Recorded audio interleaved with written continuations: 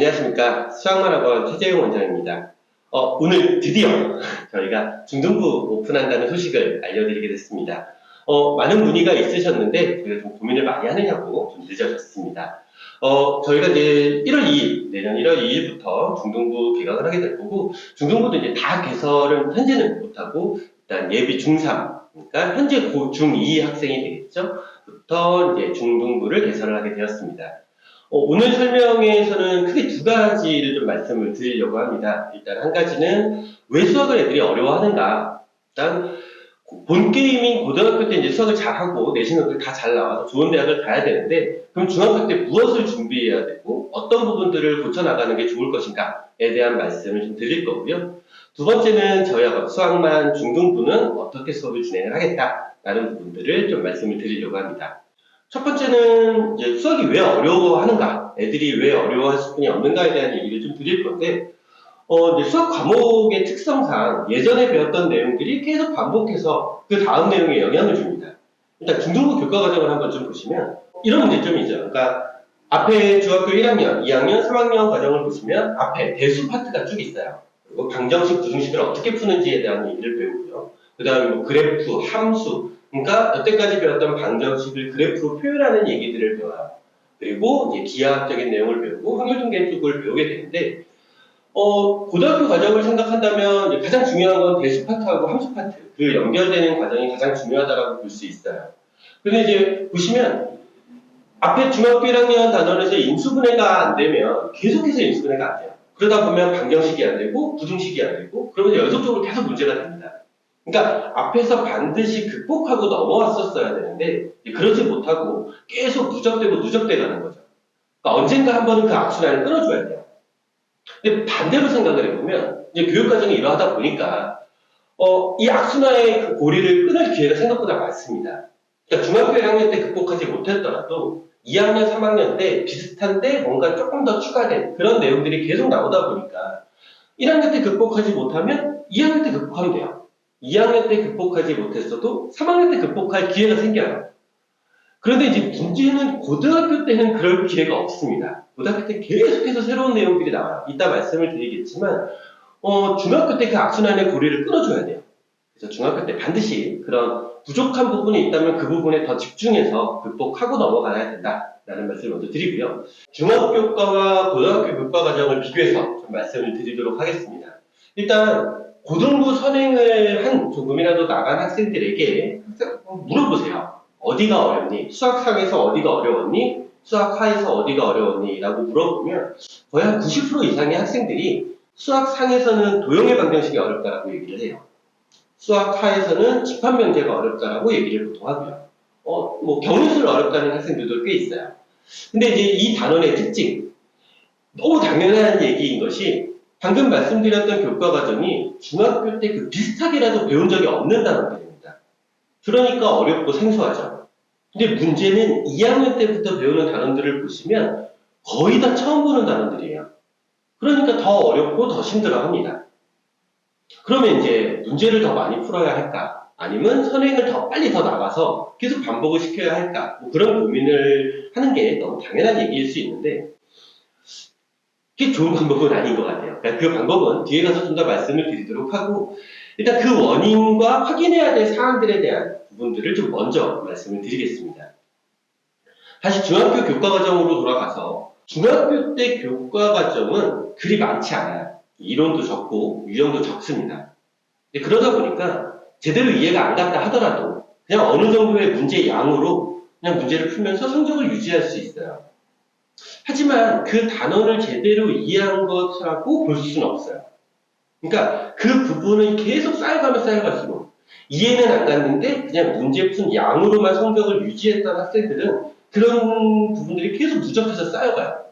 그러면서 점점 그냥 수학이 어렵고 문제만 많이 푸는 게 너무 힘든 거죠. 혼자 공부했던 학생들 아니면 학원을 다니던 학생들 같은 경우를 보면 문제집 종류, 문제집으로 진도를 얘기하는 경우가 굉장히 많습니다. 그러니까 쌤도 풀었고 1품도 풀었고 뭐 어떤 학생들은 뭐 최상위, 뭐 A급, 1등급, 뭐 블랙라벨 뭐 이런 것들을 풀었다고 하는데 막상 수학을 계속 어렵다라고 얘기를 해요.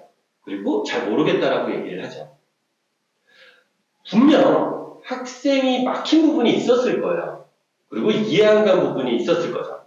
하지만 계속 문제만 많이 풀면서 억지로 정답만 맞추고 있는 연습을 하는 그런 경우가 굉장히 많습니다. 잘못된 풀이로 이해 없이 계속 정답만 맞추다 보면 금방 한계가 옵니다. 그리고 그 다음 단계로 넘어가지 못해요. 지금은 문제가 아니다 하더라도 한계가 언제 오냐의 문제지 고1이 끝나기 전에 반드시 그 한계는 옵니다. 그래서 그 악순환을 끊어줘야 되는데요. 그걸 확인해 보실 수 있는 약식 방법을 좀 말씀을 드릴게요. 일단 예시를 좀 보여드리면 이 두 학생 둘 다 맞췄어요. 둘 다 맞춘 학생들인데 풀이 과정을 보면 전혀 다른 풀이를 했어요. 그러니까 저쪽을 보시면 그냥 쭉 풀었어요. 그 쭉 풀었다는 게 딱 중학교 때 사고. 그러니까 중학교 때 사고도 아닌 것 같아요. 그냥 방정식을 그냥 숫자 안에서 막 노가다로 문제를 풀고 있는 거죠. 근데 그 다음 학생 거를 보면 풀이가 간결하기도 하고 문제 출제자의 의도를 정확하게 푼 거예요. 그러니까 이 단어를 안다라고 볼 수 있는 거죠.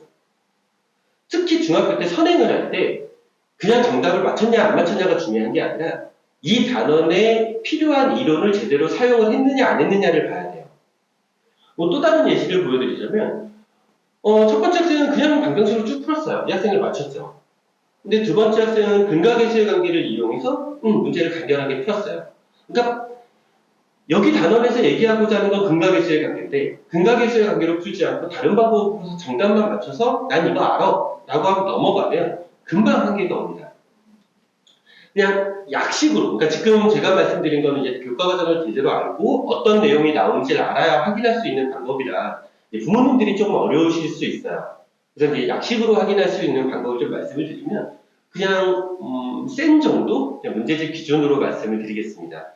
센 정도 문제의 기준으로 풀이가 긴 게 이상해요. 풀이가 길 필요가 없거든요. 그러니까 학생이 연습장을 딱 봤는데 너무 풀이가 길어. 또는 루트 기호가 너무 많아. 근데 또 반대로 이런 경우도 있어요. 풀이는 전혀 없는데 그냥 답을 맞췄어. 그냥 숫자만 몇 개 써있어. 껴맞추기 형태로 문제를 푼 거거든요. 그러면 그 단어를 알았다라고 볼 수가 없어요. 그 부분들을 좀 체크를 먼저 하셔야 됩니다. 중학교 때 선행할 때, 특히 중학교 학생들은 이제 고등부 선행을 막 나가는 경우들이 많기 때문에 선행을 하면 할수록 몇 개를 맞췄냐가 아니고 그 학생의 풀이를 봐서 제대로 그 단원의 내용들을 배워가고 있는지 이해하고 있는지 확인하는 과정이 필요합니다. 이게 선행을 할 때 필수 사항인 것 같아요. 좀 전에 말씀드렸던 그 부분들, 이 부분들이 문제가 잘 보지 않으면 중학교 때 잘 눈에 띄지가 않아요. 그러니까 잘못 배우고 있는데 성적이 잘 나오는 학생들이 있거든요. 어느 정도 문제 푸는 양으로. 그러다 보니까 잘하고 있다라고 생각을 계속 하고 있는데 고등학교 딱 가자마자 굉장히 힘들어하는 그런 경우들이 굉장히 많습니다. 저희가 매해 예비 중위를 받으면서 계속 보게 되는 그런 현상이고요. 근데 이런 부분 말고 이제 뭐 아까 전에 이제 잘 배워야 된다라는 얘기를 했었는데 그런 부분 말고 그런 문제가 특별히 없었던 학생들도 고등학교 올라가면 성적이 크게 떨어지는 경우들이 있습니다. 그러니까 이 얘기는 지금 이제 뭐 성취도, 중학교 때 성취도에서 등급제로 바뀌면서 성적이 떨어지는 것처럼 보이는 그런 착시 현상, 그런 게 있죠. 그러니까 중학교 때 A를 받았던 학생도 최하 고등학교 올라가면 4등급까지도 받을 수가 있어요. 이제 그거는 실력이 떨어진 게 아니라 어떤 등급의 성적의 표현 방법이 바뀌면서 그렇게 보이는 거고, 지금 말씀을 드리려고 하는 거는 좀 이런 성취도, 뭐 등급제 그런 얘기가 아니라 진짜 성적이 떨어지는, 진짜 실력이 떨어지는 이유에 대한 얘기를 좀 드리려고 합니다. 중학교 때부터 수학 내용이 조금씩 많아지죠. 초등학교 때에 비해서 중학교 때 갑자기 많아져요. 근데 고등학교에 비하면 많아지는 게 아니에요. 고등학교 딱 올라가자마자 그 내용이 폭발적으로 많아집니다. 교육과정을 다시 한번 보여드릴게요. 중학교 때 수학은 중학교 때 수학하고 큰 차이가 있습니다. 일단 새로운 내용이 너무 많이 나와요. 초등학교 때에서 중학교 넘어갈 때 중학교 1, 2, 3학년을 쭉 보시면 어느 정도 내용이 계속해서 추가가 되지만 아주 조금씩 추가가 되고 내용의 어떤 흐름이 있어요. 근데 고등학교 수학은 갑자기 새로운 내용들이 너무 많이 나와요.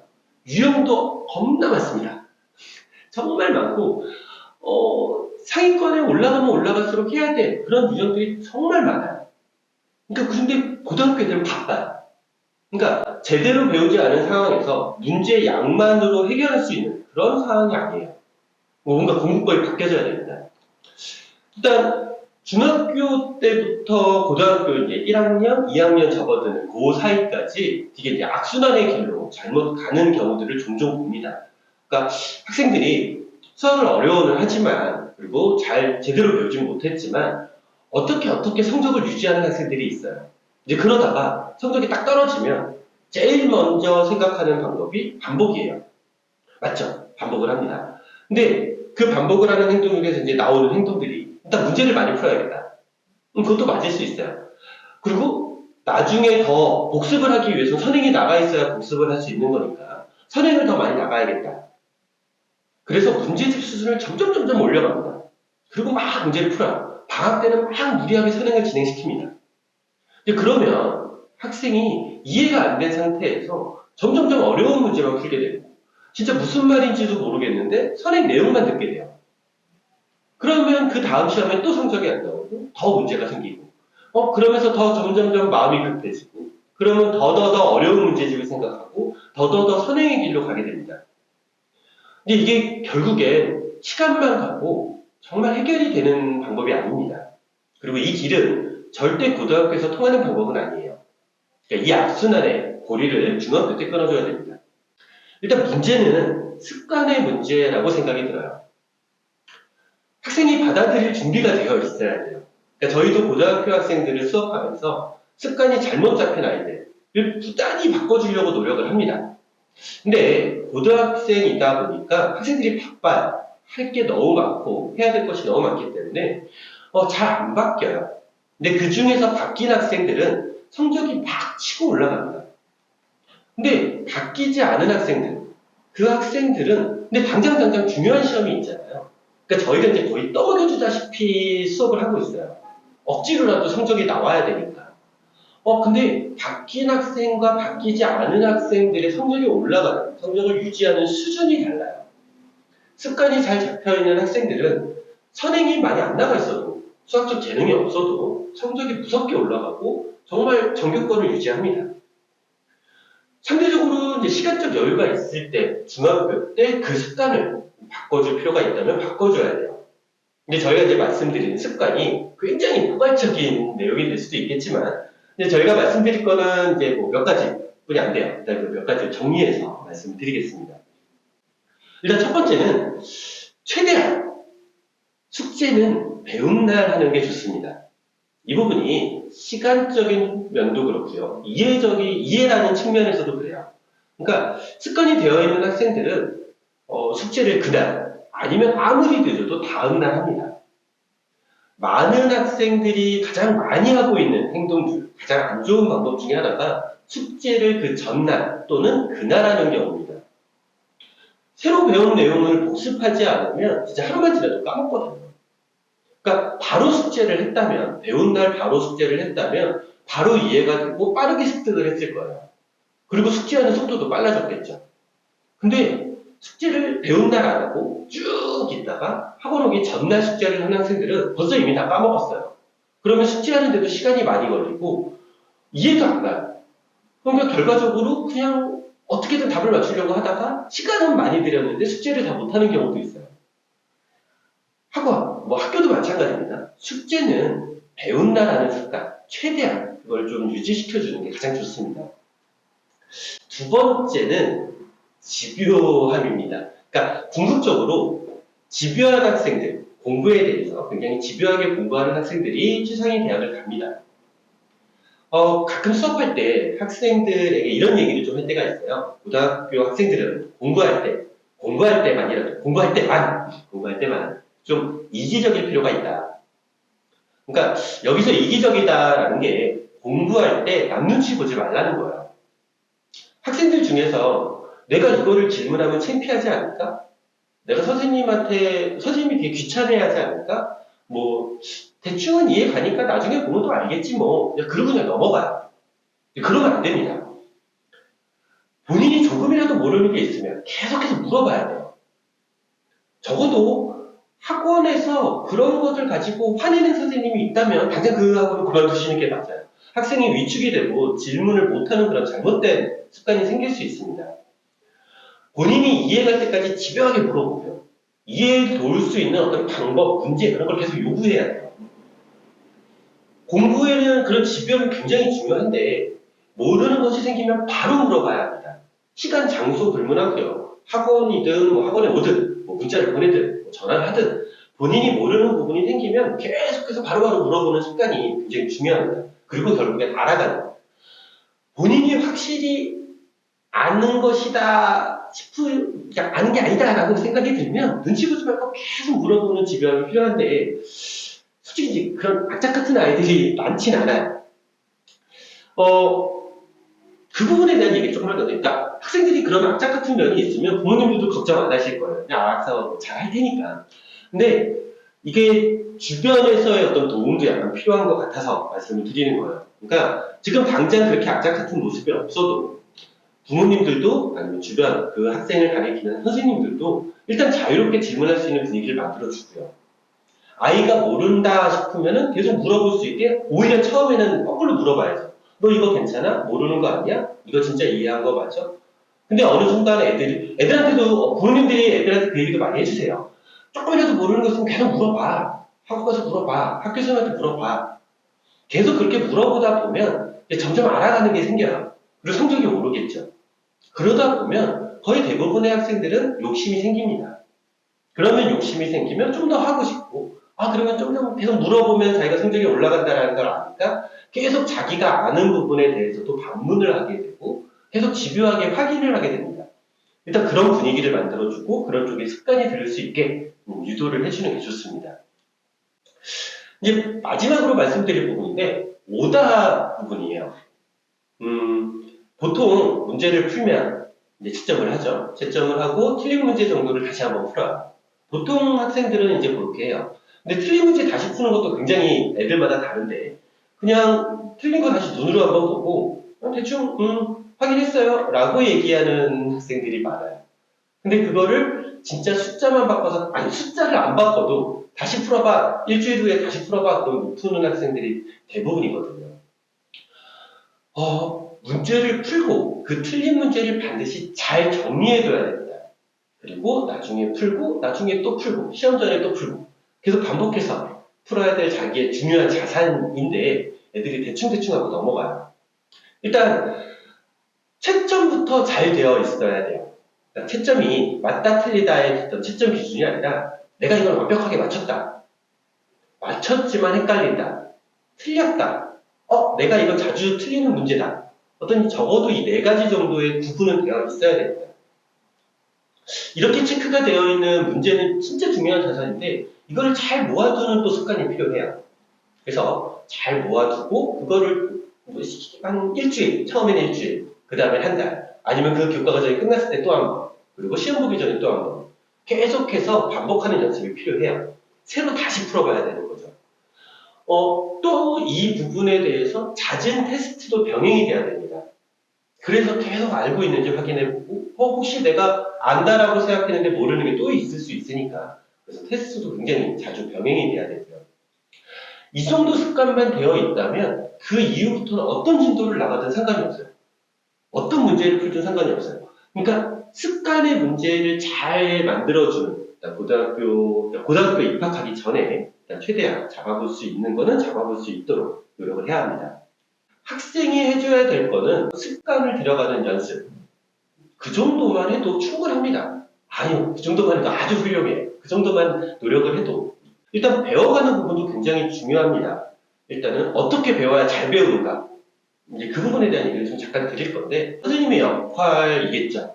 일단 선생님은 수업을 잘 해야죠. 일단 알기 쉽게 설명하고 내용 빠짐없이 다 설명하면서 애들을 이해시켜가는 과정. 중요합니다. 근데 두 번째로 학생의 상황을 제대로 파악하고 조치하는 것도 선생님의 역할이라고 생각을 해요. 그러니까 제대로 배워간다. 학생 입장에서 제대로 배워간다라는 말을 선생님 입장에서 반대로 말을 하면 학생을 제대로 안다라고 말할 수 있어요. 단순히 얘가 몇 개 맞고 몇 개 틀렸는지를 보는 게 아니라 풀이를 봐서 진짜 배운 내용을 제대로 적용하고 있는지, 응용은 가능한지, 학생을 제대로 알아야 제대로 가르치고 제대로 파악할 수 있거든요. 그래야 학생은 제대로 배워갈 수 있는 거고. 고등학교 졸업 때까지 성적을 올리고 유지하는 데 더 필요한 것이 있다면 무조건적으로 문제를 많이 푸는 것이 아니라 먼저 필요한, 반드시 학생한테 필요한, 최우선적인 먼저 필요한 부분들을 먼저 선별해서 풀고요. 그리고 학생이 무엇이 모르는지를 체크해서 그것을 이해시켜야 되고요. 잦은 테스트를 보면서 학생이 시험 보는 연습도 필요하겠지만 학생의 상황을 계속해서 파악하는 것. 이게 가르치는 사람의 몫이라고 생각을 합니다. 이것이 학원의 역할이기도 하고요. 더 나아가서 아까 전에 말씀드린 그런 습관적인 부분도 훈련을 시켜준다면 정말 좋겠죠. 마지막으로 부모님의 역할이겠죠. 일단 학생을 정말 객관적으로 좀 보실 필요가 있어요. 그러니까 학생이 문제 푼 거를 보고 많이 맞았네? 그 정도가 아니라 조금 더 세밀하게 보실 필요가 있고요. 일단 학생이 그냥 무조건 놀려고만 해. 그런다면 혼도 내고 달래기도 하고 그래야겠지만 그런 경우가 있어요. 학생들이 하루 종일 책상 위에 앉아 있는데 10문제도 못 풀었어. 문제집 많이 푼다고 풀었는데 막상 시험 성적은 좋지 않거나 아니면 학생이 계속 수학이 어렵다라고 얘기를 해. 그렇다면 빨리 지도하고 있는 선생님하고 좀 이야기를 해보실 필요가 있어요. 또 이제 혼자 공부하는 학생이라면 부모님이 이제 체크의 역할을 해주셔야 되는데 좋은 방법은 잦은 테스트를 보는 게 가장 좋습니다. 그래야 학생 상황을 좀 정확하게 판단을 할 수가 있고요. 테스트가 생각보다 구하기가 어렵다라면 그냥 인근학교, 그냥 기출문제로 보는 게 가장 좋겠죠. 그걸로 어차피 시험을 봐야 되니까. 또 이제 아까 전에 말씀을 드렸던 풀이 과정도 좀 꼼꼼히 보실 필요가 있고요. 그래서 그 학생에 맞는 궁금한 걸 계속 수정해 나갈 필요가 있어요. 그래서 학생이 그냥 잘한다 못한다가 아니라 어떤 부분을 어려워하는지까지도 좀 학생하고 의사소통이 잘 되는 게 좋습니다. 그래서 이제 아까 전에 말했던 학생, 선생님, 그리고 부모님, 그 세 어떤 이해 당사자가 의사소통이 잘 돼서 정말 잘 배워가고 있는지 점검을 해야 합니다. 지금까지 한 이야기를 좀 요약해 보겠습니다. 일단 첫 번째, 풀이를 봐야 된다. 여기서 이제 풀이를 본다 하면 맞고 틀리고에 대한 얘기가 아니라 애가 쓰고 있는 그 이론, 그 적용하고 있는 이론이 지금 배운 내용하고 맞는가를 계속 확인을 해야 됩니다. 선행이 빠르면 빠른 학생일수록 더 많은 확인이 필요해요. 두 번째 말씀을 드린 건 이제 습관에 대한 얘기를 말씀드렸는데 일단 숙제하는, 과제하는 시간, 일단 그거를 먼저 맞춰야 돼요. 일단 배운다 숙제하자. 그리고 두 번째로 말씀드린 건 집요함. 모르는 거에 대해서 계속 물어보자. 그거에 대해서 좀 창피하거나 그런 생각을 갖지 말자. 세 번째는 오답. 채점하는 것부터 연습을 좀 하자. 그래서 그걸 잘 모아두고 주기적으로 그 교과가 끝날 때, 그 단원이 끝날 때 계속 반복적으로 푸는 연습을 하자. 그리고 이제 마지막으로 말씀드렸던 거는 학생, 그리고 선생님의 역할, 그리고 부모님의 서포트가 필요하다라는 말씀을 드렸습니다. 인생에 있어서 중요한 시점이 여러 번 있겠죠. 근데 이제 저희는 고등학교 입학 시점, 이게 인생에 있어서 큰 영향을 미치는 거의 첫 번째 중요한 시점이 아닐까라고 생각을 합니다. 이 중요한 시점이라는 그 인식을 학생도 알아야겠지만 가르치는 선생님도 알아서 큰 책임감을 가지고 가르쳐야 된다고 생각합니다. 자, 이제 저야도 중등부 수업에 대한 말씀을 드리겠습니다. 일단 고등부하고 좀 큰 차이점이 있는 게 하나가 있어요. 그러니까 고등부 수업은 주중 4시간, 주말 4시간 수업을 하는 것까지는 똑같은데 주중 4시간은 온전히 다 수업 시간이고 주말 4시간은 2시간은 수업 시간인데 2시간은 첨삭 시간이에요. 그러니까 고등부 선생님이 일주일 동안 배운 내용들 가지고 학생들이 제대로 익혔는지 그런 점검하는 시간인데 중학교 학생들은 4시간 연속 수업을 조금 힘들어하는 경향도 있고 방금 말씀드렸던 습관과 점검이라는 차원을 더 강화하고자 매 수업마다 첨삭 시간을 나눠서 진행을 하려고 합니다. 일단 기본적으로 평일 4시간, 주말 4시간 진행하는 그 4시간 수업을 좀 말씀을 드리면 일단 매 수업 시작할 때마다 이전에 배운 부분에 대한 사전 테스트를 볼 거예요. 간단한 테스트를 봐서 전 시간에 배운 부분들을 제대로 이해하고 있는가에 대한 체크를 할 거고요. 그리고 이제 과제 질문을 받고 수업을 진행을 하겠죠. 그리고 이제 수업이 끝난 다음에 그날 배운 내용을 바로 복습을 시킬 거예요. 그래서 그날 배운 부분에 대한 부분에 첨삭이 들어가는 거고 또 이전에 배웠던 부분도 안 보면 까먹으니까 그 이전에 선행한 부분이 있다면 그 부분도 첨삭을 같이 시킬 겁니다. 그래서 하루 안에 예전 거를 제대로 했는지, 그리고 수업을 진행하고, 그리고 그날 배운 걸 제대로 이해했는지, 또 그 예전에 배웠던 것도 같이 복습을 진행을 하게 될 겁니다. 그래서 그 부분에 대한 첨삭이 같이 이루어질 거고요. 학생이 이제 잘 알아가는지를 확인하려면 계속 말씀을 드렸던 풀이를 봐야 된다. 자, 학생들의 과제한 연습장을 매 수업마다 확인을 할 거예요. 그리고 풀이 과정을 보고 올바르게 이해하고 올바르게 풀고 있는지를 체크해서 부모님한테도 알려드릴 거고요. 그리고 정말 제대로 풀었는지, 어디가 막힌 것이 아닌지, 그걸 바로바로 애들하고 해결을 해나갈 겁니다. 그래서 학생들도 빠르게 익혀나갈 수 있게.